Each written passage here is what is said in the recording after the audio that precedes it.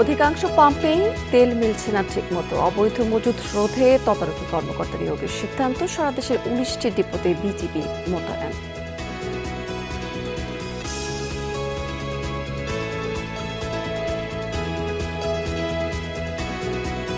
একটা পাম্পে গিয়েছিলাম, ওখানে আরো বেশি ভিড়। এখানকার ইয়াটা দ্রুত হচ্ছে, ডেলিভারিটা দ্রুত হচ্ছে। তেল চেয়েছিলাম আমাদের 9,000 গাড়ির ক্যাপাসিটি, কিন্তু আমাদের তেল দিয়েছে 3,000 ডিজেল। তেলের আমদানি ব্যয় মেটাতে বিদেশি সহযোগীদের দ্বারস্থ সরকার। মূল্যস্ফীতি রোধে আপৎকালীন কৌশল আসছে বাজেটে। জ্বালানি নীতিতে থাকবে নতুনত্ব। আস্থার মাধ্যমে বিনিয়োগের মাধ্যমে উৎপাদনের মাধ্যমে কর্মসংস্থান, তাহলে কিন্তু অর্থনীতির চাকা ঘুরে দাঁড়াবে।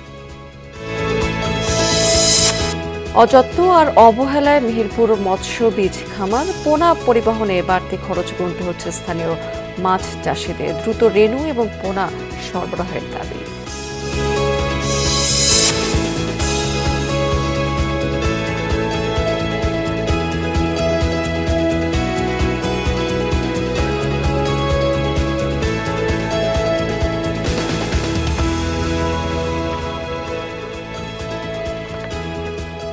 আমন্ত্রণ বিজনেস স্টোরিতে এতক্ষণ শিরোনাম দেখছিলেন। এবার চলে যাচ্ছি পুরো খবর এবং পুরো সময় জুড়ে আপনাদের সাথে থাকবো আমি রাবেয়া স্মৃতি।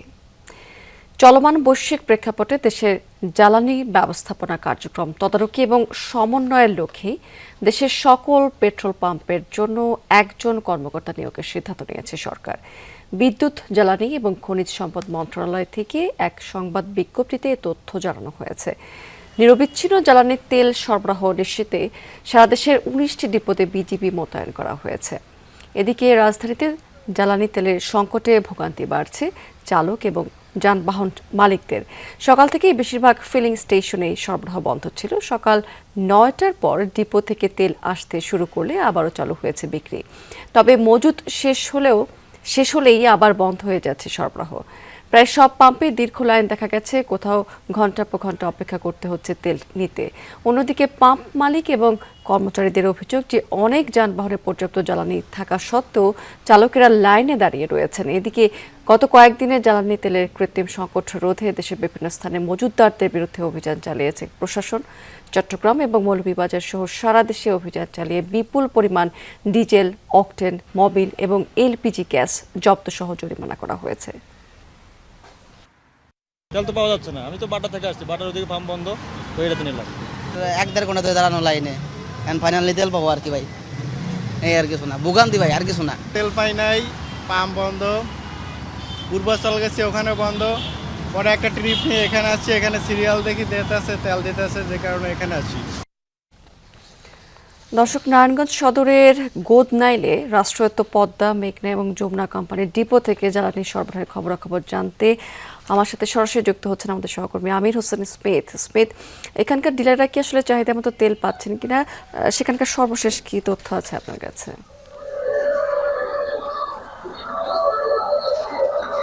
স্মৃতি, যে সকাল থেকেই কিন্তু নারায়ণগঞ্জের যে 4টি তেল ডিপো আছে সেখান থেকে কিন্তু ঢাকা বিভাগ, ময়মনসিংহ এবং কুমিল্লা জেলার সালের মার্চ এপ্রিল মাসে একজন ডিলার যে পরিমাণ তেল উত্তোলন করেছিলেন কোথাও 25% হারে কম তেল দেওয়া হচ্ছে, কোথাও 25% হারে কম দেওয়া হচ্ছে অভিযোগ করছেন। যে কারণে কিন্তু যে তেল সংকট হচ্ছে সেটির কিছু অংশ এখান থেকে হচ্ছে। তবে তেল ডিপো থেকে যেটি জানানো হচ্ছে যে তেলের সংকট যাতে বড় ধরনের না হয় সেই কারণে কিন্তু প্রত্যেক ডিলারদেরই কিন্তু যে কোটা অনুযায়ী তারা তেল সরবরাহ করছেন। এবং আপনি জানেন যে আইন শৃঙ্খলা নিরাপত্তার জন্য প্রত্যেকটি ডিপোর সামনে কিন্তু সেনাবাহিনী, পুলিশ, আনসার মোতায়েন আছে। তারা দায়িত্ব পালন করছেন যাতে কোনো এখানে উচ্ছৃঙ্খল আচরণ না হয় এবং সুষ্ঠু বিতরণ হয়, সেই লক্ষ্য নিয়ে কিন্তু তারা কাজ করছেন। আরেকটি বিষয়, আমরা পেট্রোল পাম্প মালিকদের সাথে কথা বলে যেটি জানতে পেরেছি যে আগে একটি লরিতে করে 18,000 তেল নেওয়া যেত, সেখানে এখন যখন 9,000 কিংবা 10,000 লিটার তেল দিচ্ছে, তার যে ভাড়া, সেই ভাড়া সমন্বয় করতে গিয়ে তারা হিমশিম খাচ্ছেন। অর্থাৎ অর্ধেক তেল নিয়ে তাদেরকে পুরো তেলের যে ভাড়া দিতে হচ্ছে, এটি সমন্বয় করতে গিয়ে অনেক পেট্রোল পাম্পের মালিকরা কিন্তু নানা ধরনের চতুরতার আশ্রয় নিচ্ছেন, যে কারণে কালোবাজারে তেল বিক্রি করার চেষ্টা করছেন। আজকে সকালেও আমি যেটুকু জানাচ্ছি খোলা বাজারে অর্থাৎ ডিজেল কিন্তু তারা 115 টাকা পর্যন্ত বিক্রি করছেন, এমন অভিযোগ আমাদের কাছে আসছে। স্মৃতি। স্মিত, অনেক ধন্যবাদ আপনাকে। আমদানি করা জ্বালানি তেল নিয়ে একের পর এক জাহাজ আসছে চট্টগ্রাম বন্দরে। গত এক মাসে ভিড়েছে সেখানে 29টির মতো জাহাজ, পাইপলাইনে রয়েছে আরও বেশ কয়েকটি।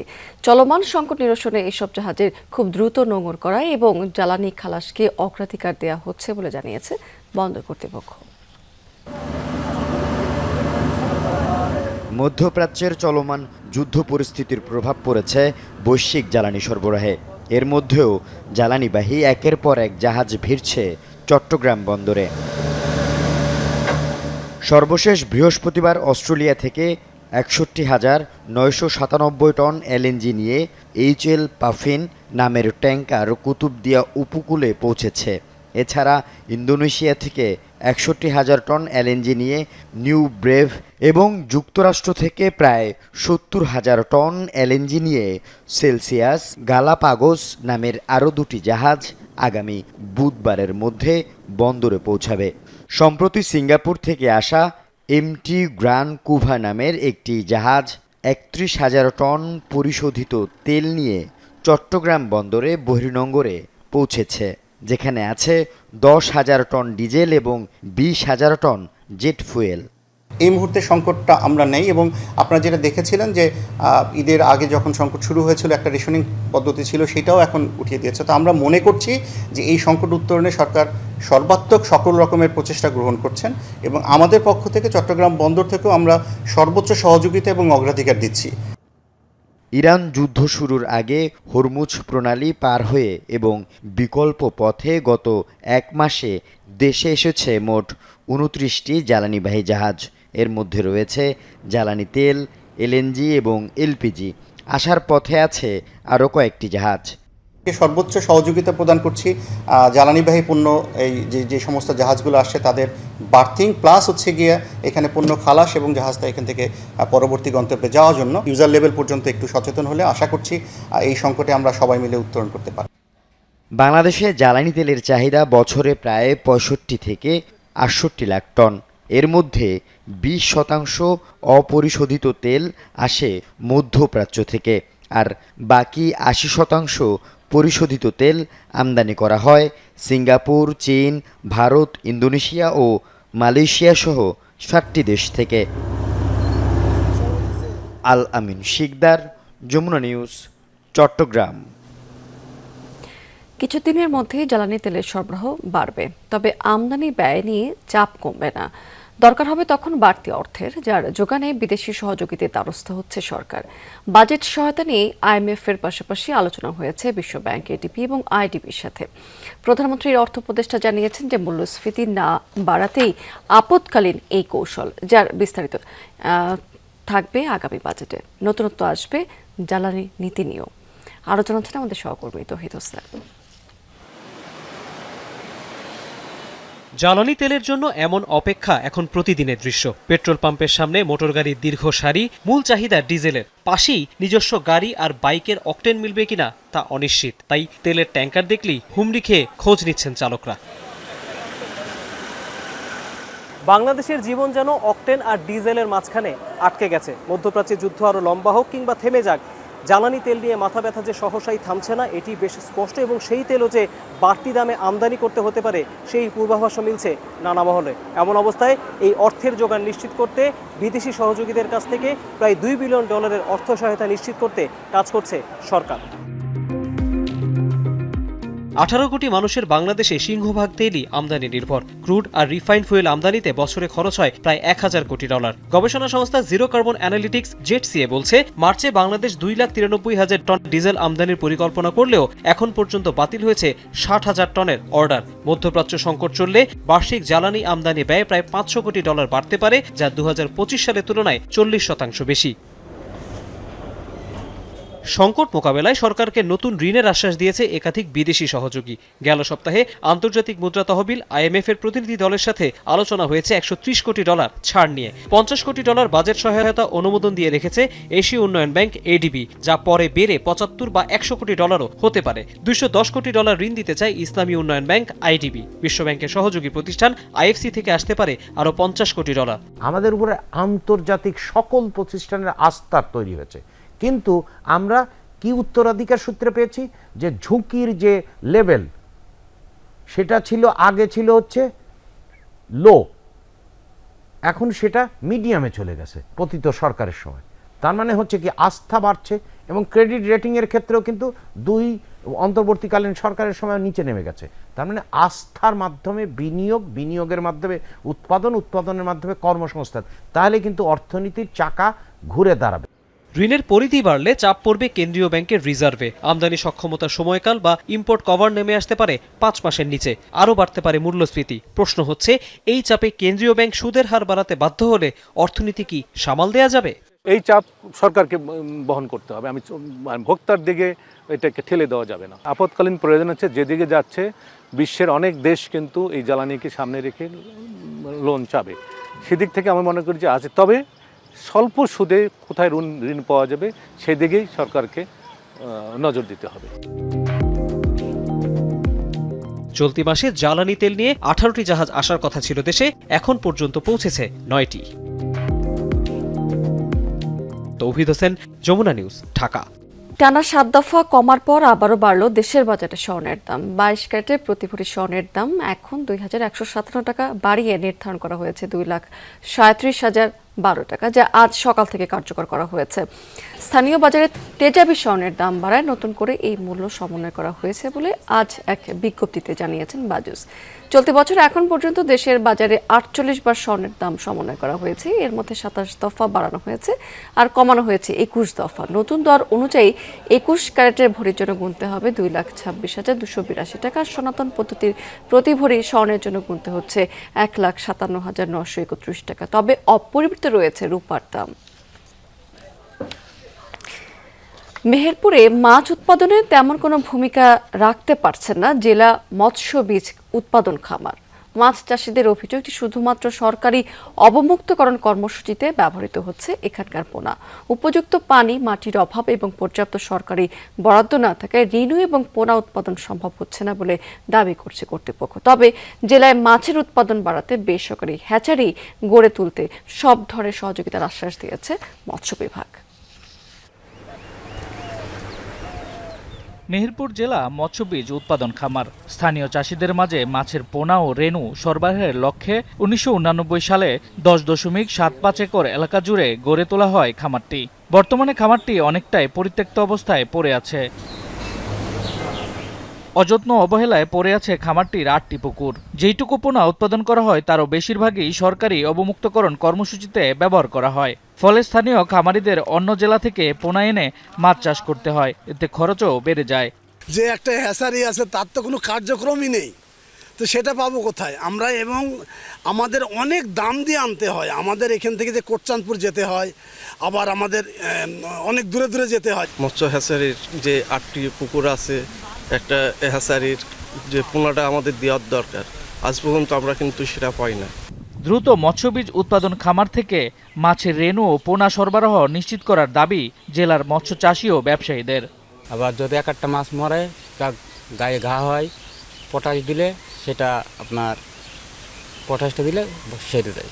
পানি ভালো ফিল্টার হয় না, কিংবা পানিতে প্রচুর আয়রন। আমরা যখনই হইল যে রেণু করি, তখনই দেখা যাচ্ছে যে রেণু নামানোর পরে আমরা যে পানিটা দিয়ে মাছটাকে করব, সেই মাছটা হলো যে আয়রনে মাছটা কেটে যায়। বালুমাটি, আয়রনযুক্ত পানি, পর্যাপ্ত বরাদ্দের অভাব এবং জনবল সংকটের কারণে রেণু ও পোনা উৎপাদন করা সম্ভব হচ্ছে না বলে দাবি খামার কর্তৃপক্ষের। আমরা চিঠি দিয়েছি এবং সামনে একটা খুব সম্ভবত প্রজেক্টের আন্ডারেই আমাদের পুকুর সংস্কারগুলো হবে, সেটা এই অর্থবছরে হতে পারে। মাছ চাষে স্থানীয় খামারিদের সকল ধরনের সহযোগিতার আশ্বাস জেলা মৎস্য কর্মকর্তার। এখানে মাছের রেণু সব ধরনের প্রজাতির রেণু পায় না, যার কারণে সবাই কেন্দ্র মৎস্য হ্যাচারি কমপ্লেক্সে চলে যায়। মেহেরপুরে বর্তমানে ৪,৪৯৫ হেক্টর জলাশয়ে মাছ চাষ করছেন ৬,৯০৯ জন চাষি। শামস তাবরিজ উচ্ছ্বাস, যমুনা নিউজ। হরমুজ প্রণালী প্রায় বন্ধের জেরে বিপর্যস্ত এশিয়ার পাশাপাশি যুক্তরাষ্ট্র, ইউরোপ, আফ্রিকার বহু দেশ লিটার প্রতি বেড়েছে জ্বালানি তেল, গ্যাস, এমনকি জেট ফুয়েলের দামও। যানবাহন শূন্য হয়ে পড়েছে রাস্তাঘাট, বন্ধের শঙ্কায় বহু এয়ারলাইন্স। জনপ্রতি জ্বালানি তেল কিনতে নির্দিষ্ট লিটার পর্যন্ত সীমা নির্ধারণ করে দিয়েছে অনেক দেশ। যুদ্ধ দীর্ঘ হলে তীব্রতর হবে সংকট, ভেঙে পড়বে বহু দেশের অর্থনীতি, এমন আশঙ্কা করছেন বিশ্লেষকরা। গ্যাস স্টেশনের বাইরে দীর্ঘ লাইন, বিরস মুখে দাঁড়িয়ে মানুষ। গেল এক মাসে মার্কিন ইসরায়েল যৌথ বাহিনীর হামলায় মধ্যপ্রাচ্যে শুরু হওয়া যুদ্ধের উত্তাপ ছড়িয়েছে গোটা বিশ্বে। হরমুজ প্রণালীর পথ প্রায় বন্ধ হয়ে যাওয়ায় ব্যাপক জ্বালানি সংকটে যুক্তরাষ্ট্র, এশিয়া, ইউরোপ, আফ্রিকা ও দক্ষিণ আমেরিকার বহু দেশ। গেল এক সপ্তাহেই জ্বালানির দাম গ্যালন প্রতি 40 সেন্টেরও বেশি বৃদ্ধি পেয়েছে খোদ যুক্তরাষ্ট্রেই। জার্মানিতে যা বেড়ে দাঁড়িয়েছে প্রতি লিটারে 12 থেকে 18 সেন্ট। পরিস্থিতি নিয়ন্ত্রণে পাম্পগুলোকে দিনে একবার তেলের দাম বাড়াতে নির্দেশনা দিয়েছে দেশটির আদালত, যা অমান্য করলে হতে পারে 1 লাখ ইউরো পর্যন্ত জরিমানা। এদিকে জনপ্রতি দৈনিক 30 থেকে 50 লিটার তেল ক্রয়ের সীমা নির্ধারণ করেছে স্লোভেনিয়া প্রশাসন। অন্যদিকে সংকট মোকাবেলায় 5 বিলিয়ন ইউরোর একটি প্যাকেজের প্রস্তাব দিয়েছে স্পেন, যার আওতায় প্রতি লিটার জ্বালানি তেলের দাম 30 সেন্ট করে কমানোর পরিকল্পনার ঘোষণা দিয়েছে দেশটির সরকার। তীব্র জ্বালানি সংকটে বিপর্যস্ত এশিয়াও। ভারতে রান্নার জন্য মিলছে না পরিমিত পরিমাণ জ্বালানি। তেল মজুত বন্ধ করতে কিউআর কোড সিস্টেম চালু করেছে শ্রীলঙ্কা। সাপ্তাহিক মাত্র 15 লিটার তেল বরাদ্দ করা হয়েছে মোটরসাইকেল ও 3 চাকার যানগুলোর জন্য। খুব একটা স্বস্তিদায়ক নয় আফ্রিকা ও দক্ষিণ আমেরিকার পরিস্থিতিও। জেট ফুয়েল সংকটে বিমান ভাড়া প্রায় দ্বিগুণ বাড়িয়ে দিয়েছে দক্ষিণ আফ্রিকার এয়ারলাইন্সগুলো। এমন পরিস্থিতিতে বিমান চলাচল বন্ধ হয়ে যাওয়ার শঙ্কা দেখা দিয়েছে। সোমালিয়াতে লিটার প্রতি 65 সেন্ট থেকে বেড়ে $1.40 পৌঁছেছে জ্বালানির দাম। এমনকি চিলিতেও বৃদ্ধি পেয়েছে 60% পর্যন্ত। তেলের খরচ জোগাতে না পারায় প্রায় যানশূন্য দেশটির রাস্তাঘাট। মধ্যপ্রাচ্যের এই যুদ্ধ দীর্ঘায়িত হলে তীব্র জ্বালানি সংকটের জেরে ভেঙে পড়বে বহু দেশের অর্থনৈতিক স্থিতিশীলতা। চরম ভোগান্তিতে বিপর্যস্ত হয়ে উঠবে জনজীবন, এমন শঙ্কা বিশ্লেষকদের। সাবরিনা নুসরাত, যমুনা নিউজ। দর্শক, এই ছিল বিজনেস টুডে এখনকার আয়োজনে। এতক্ষণ সঙ্গে থাকার জন্য ধন্যবাদ আপনাদের সবাইকে।